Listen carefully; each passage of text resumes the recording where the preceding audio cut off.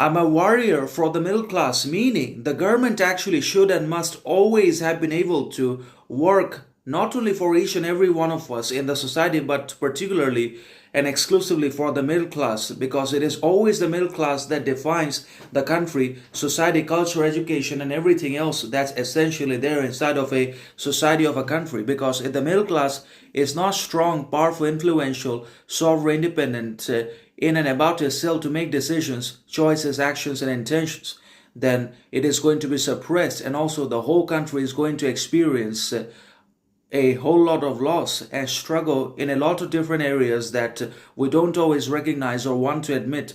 Obviously, because we always believe there is a utopia, that everything is perfect, equal, just, fair all the time, that we have everything, that we're educated, perfect, knowledgeable, successful, wealthy, when in reality everything is actually falling apart in the society because of lack or absence of accountability, responsibility, not only from ourselves as individual man and woman as a whole society, but also the government is doing the same thing. There is no responsibility from the side of the government and officials and representatives either, as a result of which this is a democratic, chaotic mess and the representation and epitome of disorder and an unprincipled, unruly state, and people and the politicians are worse than that. So that is how it spirals into dangerousness and to mediocrity, violence, corruption, inequality, and everything else that's good to worse.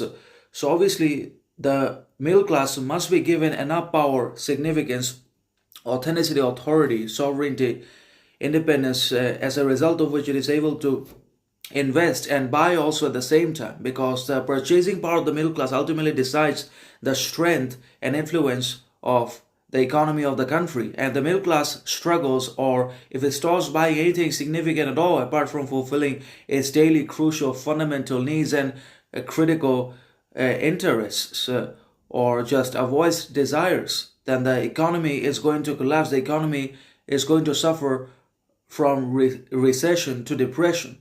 And that is how it gets even worse. And the government can be held responsible in this regard because of inflation, corruption, unemployment, lack of education, etc. The government has not been able to solve and service and repair over time. So that's how it gets even worse for all of us. And nothing is perfect.